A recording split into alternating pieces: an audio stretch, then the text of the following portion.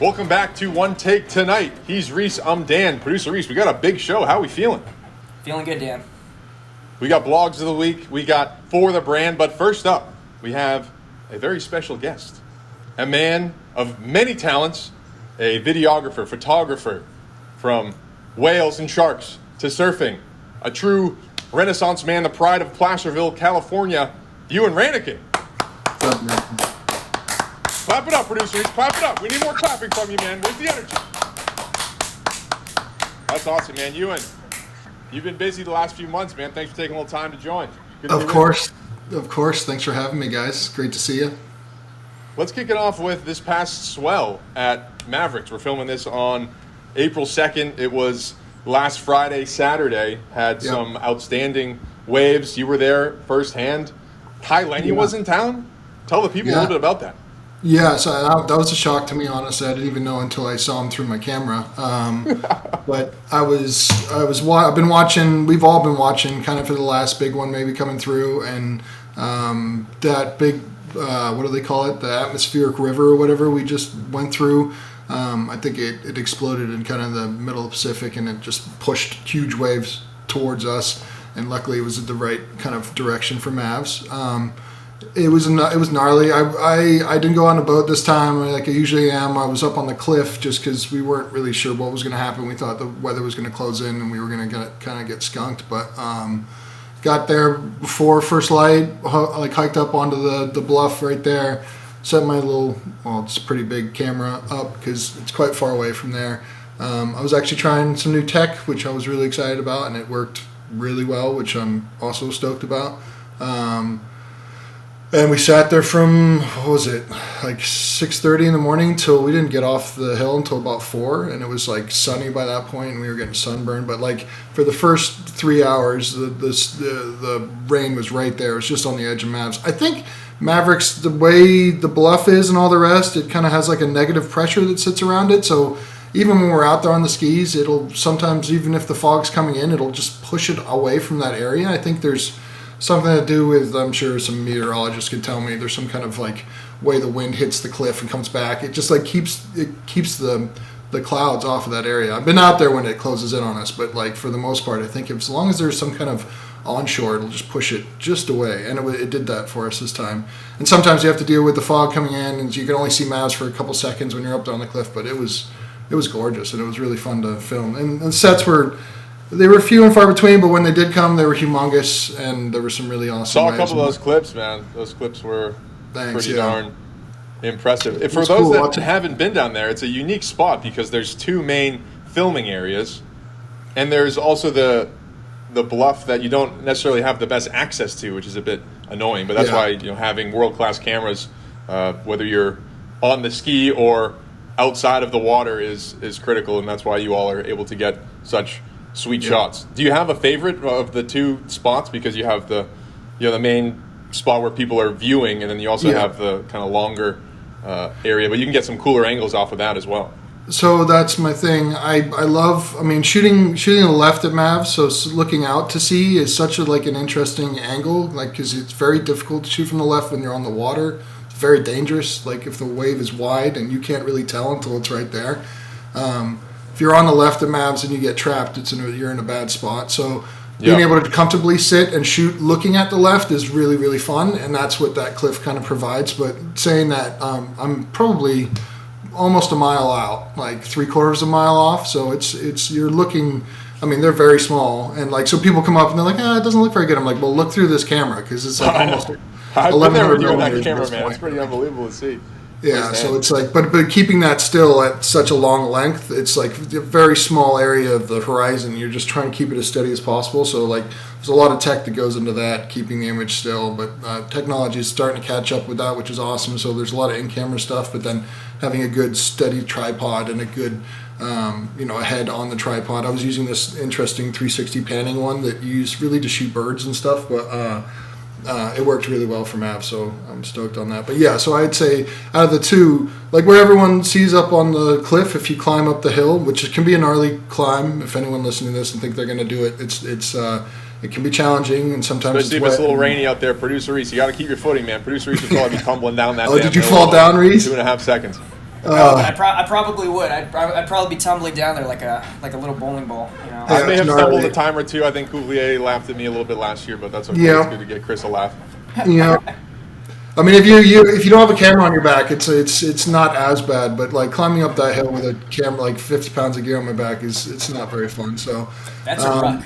That's a ruck, man. Yeah. I think the further to the right, if you've got a long enough camera, a long enough lens, it's worth sitting there. And like honestly though, it's one of my favorite things to do because like I mean the weather can be shit, but like I have like my favorite places I kind of hide, and there's a little windbreak, so I can kind of nestle in behind a tree. And sometimes you're sitting there for a very long time, but it's the same as the boat. Like I don't care. I know what's coming, so I'm stoked to just sit there. And it's unfortunate for anyone that I take with me because I'm like, yeah, there's no bathroom and there's nowhere to buy food and there's none of that. But like if you want to see one of the wonders of the earth, just sit here and keep looking in that general direction, and it's pretty damn cool. So you're out there, man, and that's one of the cool things that makes it special is that you know that something is going to happen, but you're not exactly sure when. So you could be out there for 8, 9, 10 hours, and there might only be a handful of like legitimate, incredible swells. But you got to be on for those moments. And you all have a great team there at Mavericks too. You got yourself and as one of the lead photographers and videographers. And what's that process like the night before? Say it's like, okay, we know a swell's coming in. We need to get you in here. We need to get our boy Jay Sandy out in the channel, or another person out here. What's that process like when you're doing the logistics beforehand? It's. I mean, we all get very excited. I mean, we're all looking at as much information as we can leading up to it, just because like, oh, there's potential for this. There's potential. I live, as you said earlier, up in Placerville, so it's like for me, it's a little bit of a drive, which I have no problem driving. I mean, I wake up like bing, 2:00 in the morning. I'm ready to go. I know what's coming. So, like that being said, though, it's a little bit. I got to be kind of studying it a little bit better so I can make the drive kind of worthwhile. But so it's just a lot of communication, text, phone calls, all the rest. Who's coming?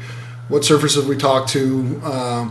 I try and Kuv leaves it kind of up to me, which is cool to orchestrate kind of where people should be going, and we started getting into that a little bit more. Like this year, we didn't have many swells come through. The ones we did have come were amazing. I unfortunately missed the big one in December. I was on vacation with my family, which never happens, but of course it was right over top of it, and those kind of things happen. So, but we got some awesome footage from that one too. So, yeah, man, it's just a lot of communications, and then a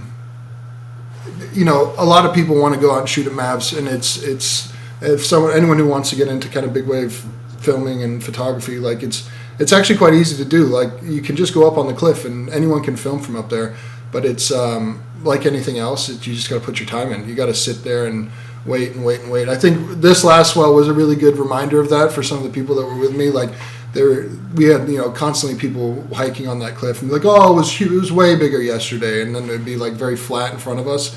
And then like 2 minutes later, a huge set would roll through, and it would just be like you can't tell with Mother Nature anyway. Like we can do our best and read what the buoys are doing and seeing all the stuff, but sometimes not that it's a rogue wave because they knew that these waves were coming, but it is really gnarly to just be looking at an area of ocean which like, oh, it looks like I could be swimming out there right now, no problem. And then like literally 30 seconds later, all hell is breaking loose everywhere around you. Like especially when you're sitting up there on the cliff right there, because you can see the waves all the way down to the right, and it's just whitewater for as far as you can see. So it's like Mavs is just an amazing spot like that where you think it's done, or you just be like, oh, it's the curse every time. Like I have to pee, or I'm done. I think we've been up here for long enough, and you start packing your shit up, and then all of a sudden you're like, oh my God, look at this wall coming at us right now, like, and you can see them coming, and so it's one of my, next to sharks and jets and all the rest of it, like it's just one of my favorite things to do to try and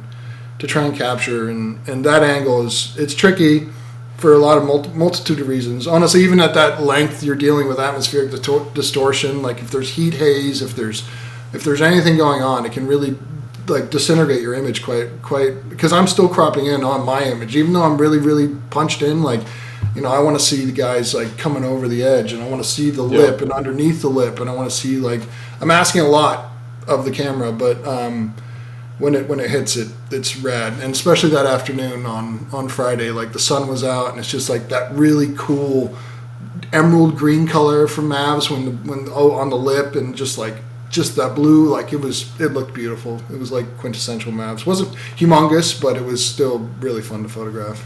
No retakes out there. You can't say, hey, I missed that one. I was, just on a quick break. Can you, do that again, Luca Padua or Kyle, any one of these boys? It's only one take, producer Reese. There's a bunch of, we mentioned some of the bigger name guys a bit earlier. Who are some of the surfers that, maybe the Santa Cruz local folks or the that maybe don't get as much recognition out there on Mavs? I know that you had, the first one that comes to mind for me is a guy like Chase LaRue, who you I was almost going to say it. That was shot one of the coolest waves earlier in the season. I think it was the December swell. That was one of he's just one of the coolest dudes unique, too. Let alone good surfer. He's just like an amazing singer. The dude, he's a boss surfer though. That guy, every time when LaRue's out there and I'm on the boat, I know I'm going to get some clips because that kid, let alone his style, but he just knows when to go. There's a couple dudes out there, Aloe, Luca. Dudes that you just know, youngsters that if they're out there, they're gonna wait. They're gonna wait like the old timers for the best wave possible, are the one that's the scariest looking, and they're stoked to go on it. And as someone who photographs and films these things, and risks life and limb to go out there and do it as well, that's all we can ask for. I'm just there to capture whatever these guys want to try and do, and honestly, the place. I am just as much in love with the wave as I am watching dudes try and conquer it, quote unquote, or actually ride it. So to me, just that big old empty wave is incredible, and I love watching that. But it is amazing when you get a sense of scale and just see the skill that these dudes, these fearless dudes get, and girls, just go out and tackling this thing is so I think Chase is a huge front runner in that. Willem Banks is awesome. I've already said Aloe and Luca. I mean, Aloe they're saying probably the biggest wave maybe ever ridden. 100%. That was my next question. I was just the Chase clip was just so unique to me because sometimes it's you get a little bit of, at least in surfing, what's the word I'm looking for here, producer Reese? It's almost like you can get inundated with just incredible surfers catching big waves, but over time it's okay, another sick wave coming in. But just seeing that clip of Chase when he catches it and he relaxes when he gets into the wave. It was just so funny and so casual. You got to clip that one in. We might have to clip it. 100%. As it was going, as it was happening, because I couldn't. The wave in front of him was huge, and so it was in front of me, and I was just coming over the shoulder on the boat, and I remember coming up, and I could see that wave already kind of starting to break in the back, and then he just drifted into my frame and just slumped, just chilling. He just ordered a cheeseburger.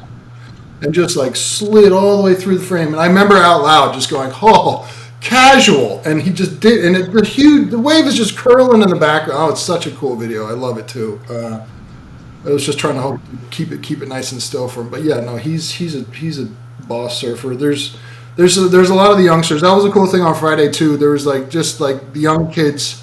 And that happens on days that aren't humongous. I mean, there was big waves coming through, but I love being out there when there's really not big names out. There's just young people, old people, just finally out at Mavs and want to get a wave. And sometimes you see some crazy stuff happen then. And thank God the safety guys are still out as well. But it's fun to see somebody really put their money where their mouth is. And Mavs isn't a good testing ground because if you mess up at Mavs, even on a small day, you mess up at Mavs, and that might be the last time you ever surf. So it's still a massive big deal. And but I was also having a conversation about that with someone a couple days ago. You don't get many people just trying to prove to themselves that they can surf by going to Mavs. It's more of I've been doing this for a long time, or I've really wanted to do this for a while. So people understand. But it's still fun, and it's still fun to see the excitement of people when they get their first. I got a couple of clips of guys on Friday, it was not even a shoulder hop, tiny little wave, but it was still at Mavericks, and you could see how excited the dude was as he got off. Still say it. You can still put it on your tombstone. Hey, I'm alive. Yeah, I get it, man. I get it. So yeah, I love it. It's the same with sharks. When I see people see their first shark or they're around their first shark, just the excitement that they have when they get out of the water, or even just after they've seen it. I think surfing Mavs is a lot like that to people have been thinking about it their whole lives, and then they finally do it. Or when you go back to OPL or a restaurant or something afterwards, and you can feel the excitement. Everyone's relieved, they're just stoked, and they're talking about what just happened. And, I love that. That's what it's all about. Yeah. I did want to get to sharks, but I'm curious your take of all the new technology that we have in surfing and just in general. The fact that we're still, I don't know about we, but the authorities that be are still going in and counting like the amount of people like relative to a wave to measure the height of said wave. To me, in 2025 is like it's kind of bananas. No, it is crazy, and it's but honestly, it's still one of those kind of. I wish I had a better answer. I don't really know how else to do it.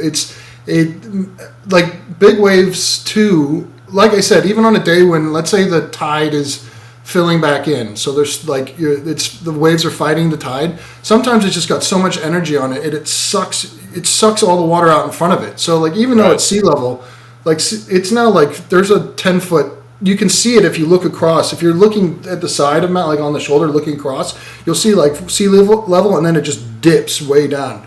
And it's really fun to photograph because it looks wild. Like it doesn't look like it's real. But so you have to also, so you couldn't just take like, we know what sea level is obviously, then you can't take from sea level up because it's also got that 10 feet underneath there. So it's like without actually that's why honestly the videos and photos are so important to these things because, and those, I mean, the guys know it who are out there. Like they need us to be out there filming this kind of stuff because without us doing that, then it's, I mean, they're doing it to surf and that's why they're doing it in general. But like, these guys are trying to make a living at doing this and they're trying to make some money. So, and they want to know that they surf the biggest wave. I mean, as much as they're ever going to tell you, I don't care about it. I'm like, no, they do care about that kind of stuff. So, but like I know they don't go around thinking about it all the time, but like they definitely want to know if they surf the biggest wave of all time. So, I think, I don't know if I think now with cameras being more steady, whether it be, it's not so much gimbal anymore, it's more internal, like the algorithm just figuring out how to stabilize an image better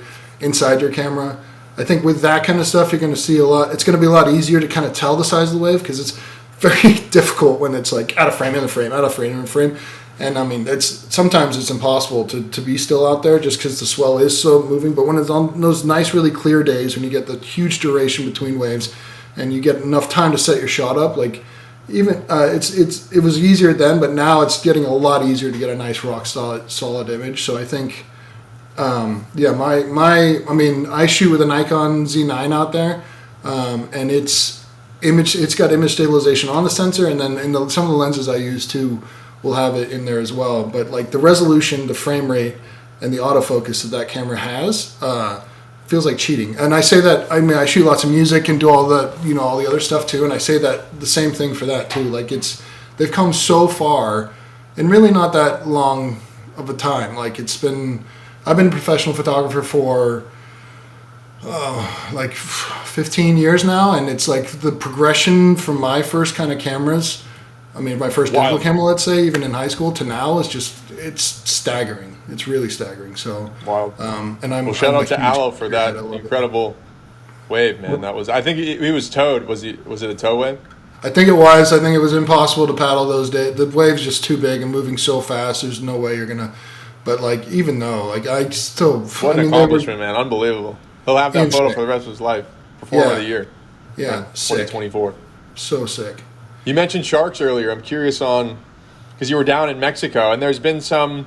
You hadn't been in a while, and then you were back, and you're doing shark advocacy as well as work with the whales. Like I said, Rannachan's been here. And that's what your content is most known for, is your shark videos. So what's that process like for you to get down there, work with local government authorities, and then actually capture the content and produce it and get it out to the world?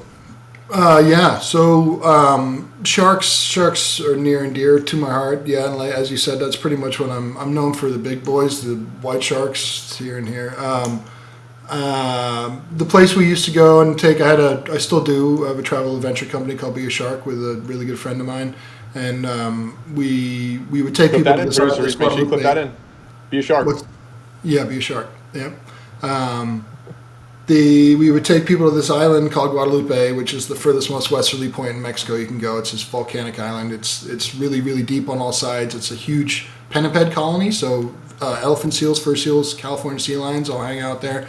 Hell yeah. And that's just where big white sharks show up. I love that sticker. I need more of those small circle ones. I got both here, man. Just Oh yeah, that one's good too. Got them both. I'm repping the brand. I'm a Euanart brand guy. Come on. Hell yeah, man. Appreciate that. But unfortunately, so that's where all the white sharks are. The island got closed during COVID for a multitude of reasons, some whack and some, I mean, I guess you could say. So we're really not sure what's happening. It's still closed, unfortunately. But the company's been still doing stuff down out of Cabo. So now we go and check out blue sharks and mako sharks. It's without a cage, but you're perfectly safe. But it's really fun to take people out there and do that stuff. And then we've been doing these like bigger animal excursions a little bit north of Cabo in the Sea of Cortez, trying to so one thing online, I love really stirring the pot and telling people that sharks are the king of the ocean. First of all, there's like king of the ocean. It's just a dumb phrase. Like there's no, it doesn't exist. But people get very passionate when you say that. They're like, orca eat sharks and blah, blah, blah, blah, blah. And I'm just like, that's the voice when I read their comments, is that what I'm hearing. And I'm just like, yeah, okay, guys. And I immediately just say, nah, like to every one of those. It's like, a shark is not the king. It's just nah, because I just want them to continue to comment and be angry at me. But just for the algorithm's sake, I'm not really listening to it. And I don't really care, because like we're arguing about like a patriarchy in the ocean. Like, what are you talking about, man? Anyway, I know what they're trying to say. But like, to me, like I like orcas, I didn't really know much about orca. I mean, I've been to SeaWorld, I had done all that, and I obviously had seen blackfish and just know how like these animals shouldn't be in captivity, and I really wanted to see some of my own. So we started doing these trips up there in the Sea of Cortez, and there are some big orca groups that come through there, and we've had incredible luck the last couple of years. And so I finally, a couple of years ago, was able to get in the water with them and snorkel around and hang out, and that was insane. Like, they come up to you and they talk to you. Wild energy. That'd be bananas. It is gnarly. It is absolutely, and it is full adrenaline mode. Luckily, GoPro was really cool and sent me a bunch of like new GoPros that, just talking about technology again, not only will they lock onto a horizon above the water, but they lock on the horizon below the water. So like with orca especially, like you need to be constantly, well, with sharks you definitely have to eye contact the whole time, constantly seeing where they're at. And orca, there's been no attack on a human in the wild that we know about. They're still like, they'll attack boats and all the rest, but they haven't attacked any people. So, people they'll tell me I'm reckless and all this stuff online and all the rest, but like I'm just going by what I've seen and now the experiences I've had. I've got the word perspective tattooed on my arm, and it's like something that I hold dear to in my life. I honestly think that's what life's about. I think like as you're moving through it, your perspective keeps getting like shifted a little bit. Sometimes it's a giant shift, sometimes it's a little shift, but the accumulation of that is like what you think about things and how you think about risk and how you think all that kind of stuff. So and you live it, man. You live it on a day to day with getting out with the orcas is pretty wild. Producer Reese, that was a gnarly experience, but it was also like just showed me how smart and how big they are, dude. They're so huge. Like a huge orca, a bull. Like we were in the water with one. It was probably 35 feet long, 32, something like that. The fact that they communicate with each other is, I'm like, all right. At least sharks, I know they're lone wolves.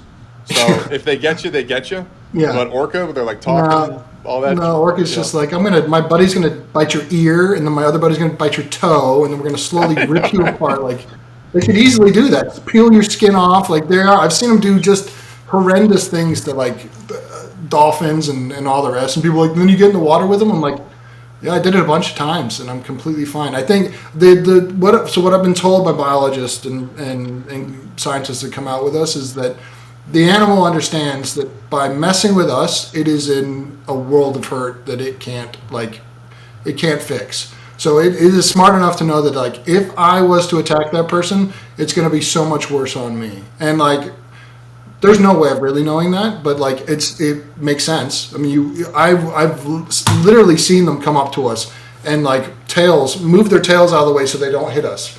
Like contort their body so the tail doesn't hit us. And it knows, it just like spatially it knows how big it is, what it can get away with, all the rest of it. Like they're very, very smart. So it's gnarly. That was definitely a humbling situation. Yeah. Wow, we got to get it together and get down there, producer Reese. One of these expeditions in the next few years, man. We got to get OneTake Media blowing up now. Maybe like 2026. We got to up our game a little bit. Get on Euan's level. Producer Reese, you got a question for Euan?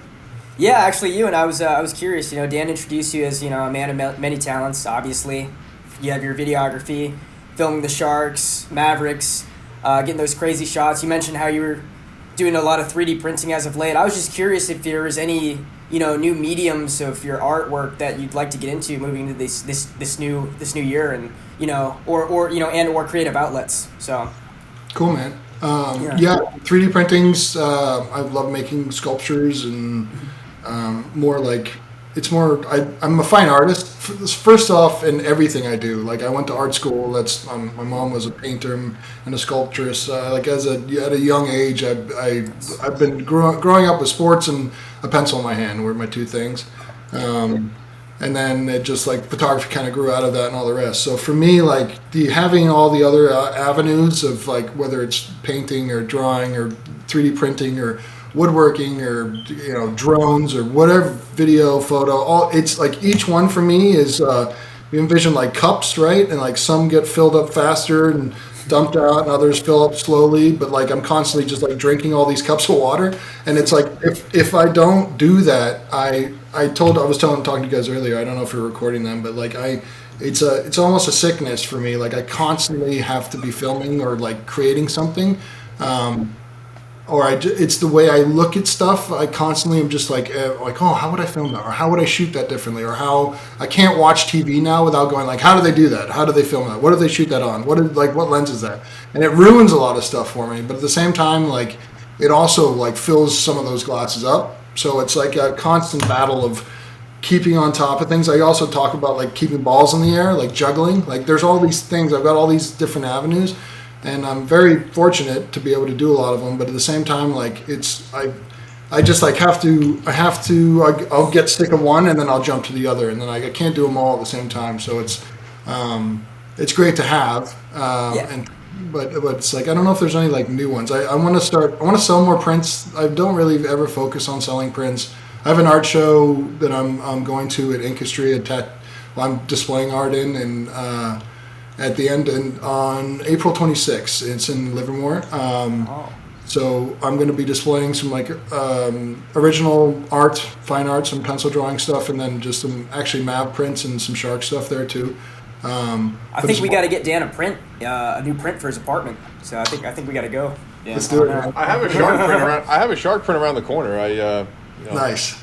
That one's pretty hype. Yeah, that one's cool too. Yeah. That was pretty. The curse of creativity. It's not a bad place to be though. You know. Producer, I thought you were going to ask about the Placerville-Stockton alleged rivalry, but you missed your chance. That was your one question. Euan's a busy man. He's taken enough time with us here today. Euan, where can folks find you online? At Euanart and a few other spots, no? Yeah, at Euanart on all the major kind of social media things. Instagram, there's it's Euanart's a lot of shark stuff. I sneak some music stuff in there and maybe some jets here and there. But my Rannachan is my other one. I link it on my Instagram. It's more like just my everything else page. So if you want to hear me ramble about whatever it is I'm being emotional about at the time, like that's a good spot to see that. And then my website or Facebook. I'm always down to talk to people.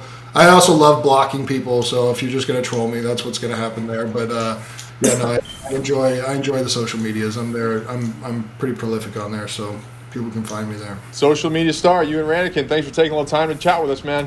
Of course, man. Anytime, guys. Euan, baby, Euan. What a guess! What a guess! Best guess yet. That was hype.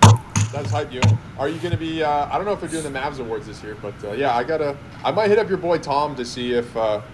Yeah, see about come to Bottle. He's it's going to be a good one this year. I think I'm actually trying to make a little film of Hoppa this year. I told him last year, like I'm just gonna hang out with you next time. Like because that dude, You want to talk about a rock star, man? You walk in, like, anytime I walk into a room with, like, I was in a room with him and Keanu Reeves, and Keanu was like jumping over tables to get to Hoppa. Like, that's just the kind of guy Hops is. So like he's one of my favorite people on the earth, and I just love hanging out with him. So I'm like, Hop, I'm just gonna mic you up, and I'm just gonna film you the entire bottle, because like insane, like Justin Timberlake, he's gonna like tell him where the bathroom is. Like, I can't wait to fucking film that. Like, that's gonna be awesome. But It's funny. yeah, no. I was gonna see if Hoppa wanted to come on, OneTake Tonight. We're just kind of You repeating should. it here, season Yeah, 2. ask him. Talk He'll about do it. rock, talk about the process and Fuck yeah. all that goes into doing events. It's like there's a lot. I mean, we've tried to do a couple, and it's like. Yeah, and he was Prince's manager. He was like, he's been such a crazy life, man. You should definitely get him on. Yeah. Yeah. I will send him this copy, and Good. we'll see if we can get him later in April. Especially good promo for the event, end of May. Oh coming yeah. up.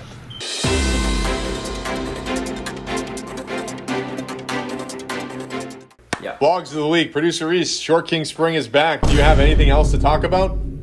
It's kind of just my main gig, Dan. Really, I mean, at this point, it's a full-time job being the Short King leaders, the leader of the Short Kings. You know, you got to manage the little sectors throughout California, and you know, you have all these Short Kings hitting you up through Instagram trying to get like a shout out on your page. It's work at this point, unpaid work at that. Anyway, this past weekend, last weekend, St. Paddy's Day weekend was the official start of Short King Spring. Unfortunately, the producer Reese's birthday weekend was not a hot start. Not a lot of tortas out there. That's really what it came down to. There was a lot of tall queens, not a lot of tortas though. So It was a bad start, Producer Reese. I was surprised you didn't bring a ton of energy to Balboa. We had a nice dinner at Damn Fine. Shout out to our friend Colin. Well, maybe not at Damn Fine, but we got some of their outstanding cuisine. yes. Not your best performance at Balboa Cafe. What happened out there? What were you thinking? I wouldn't put it past it. That was it was a little shameful, a little embarrassing. I was rock bad. You know, we got You were there. supposed to do handstand push-ups on the patio, and none of those things happened. I was just out, behaving myself quite well, comporting myself well, getting home at a reasonable hour, getting up in the next morning, Yeah. and things were good. But I don't know what you were doing. You were just kind of trolling around, just being a San Francisco rat. What was it? Just confusing. Yes, the energy. I just wasn't feeling the energy at the end of the day. Like I said, not a lot of tortas out. I wasn't getting hype enough. I failed my mission trying to do those handstand push-ups. Bottom line, we'll get it next time. There's always the next one. Next time will be a banger, hopefully. Next boys' night out. Dan's birthday, possibly, in the next month or so. We'll see. We'll see what happens. What's your favorite night out? What's your favorite Super Bowl ring? The next one. The next one. Producer the next Reese? one, yeah. Let's switch gears. Off that note, actually, you wrote a blog. The Niners just signed Mac Jones. You want to talk about that a little bit? Yeah, happy for the Niners. Just signed a great player, one of the best in the NFL. I'm really happy for my friend Tavis, close personal friend of mine. Mac Jones, maybe his favorite player. He's definitely going to get a jersey. You know what? I think we need a company sponsor a Mac Jones jersey for Tavis. He'll probably wear it every single weekend at Santa Clara. And, I'm just happy for the team. He's a great player, great leader, as someone who has, he's led his team with the New England Patriots. Yeah. Led them to just an outstanding job overall that he did in his 3 years here in New England. Yeah. So happy for Tavis, happy for the city of San Francisco. Yeah, we might have to clip some of those old episodes of One Take Radio in about your Mac Jones rants, and then Tavis's you're in Tavis's dialogue about the Patriots in general. That's always good. He's a good big stuff. fan. He's a fan, and just happy for Tavis, happy for the city of San Francisco.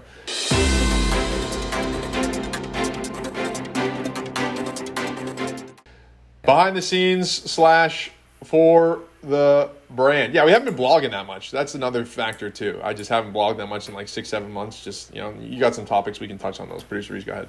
Yeah, I'd say in general, moving into 2025, or it's already April. I talked about the only 2 blogs that we had. OneTake Tonight, we're bringing it back. Any upcoming events? What's going on in the event world? OneTake Tonight. We're coming back to our tens of viewers. So, we just had our boy Euan on. Let's see if we can, break into those triple digits. Potentially not. Probably not. But, it's a, creative outlet. The OneTake Media dream lives on. 2.5 years in. We're still out here cranking. We're writing. We're blogging. We're doing interviews. We're out with the people. Do we have events coming up? TBD. Not exactly sure about that. I called a couple of fights actually just one fight earlier this year, one night of fights. There was like 12 fights total. So maybe a couple with our friend Euan down at Vantage across the city. And we'll see. Yeah, we might do the pond skim again. I'd like to do Bottle Rock. That'd be super fun, especially that Friday if we can sync it up. So.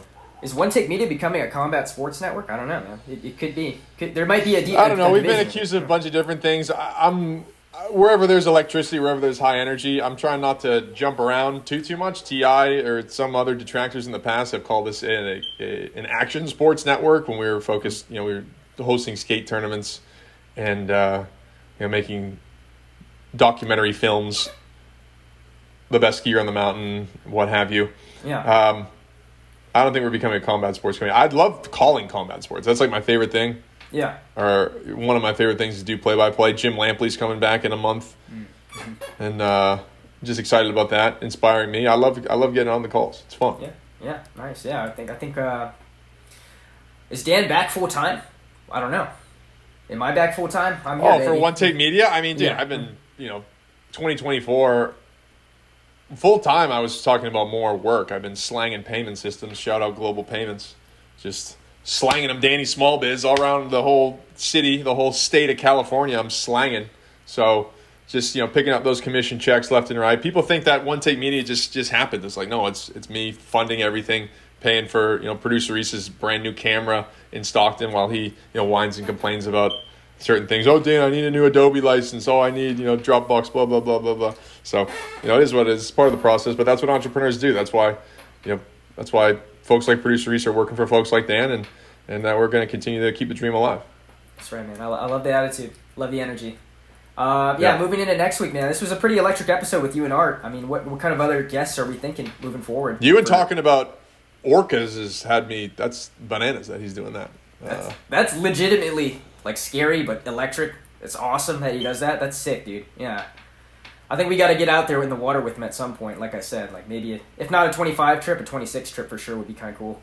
As long as producer Reese has his floaties and has, the proper liability waivers signed off, I'd throw you out there with the orcas immediately. I'd just say, producer Reese, get in there with the orcas, talk their language, maybe put a wetsuit on you, but yeah. You've done you did a decent job with Dog Surf World Championship, so I think you could handle the orcas. That's the next step up. TBD, man. TBD. I'd love to get out there, though. Maybe the Sharks. Maybe the Sharks is a good stepping stone, though. We'll see. The guests, there's a bunch of folks that we'd like to have on, so TBD, and stay tuned for the next one. Thanks, everybody, for joining.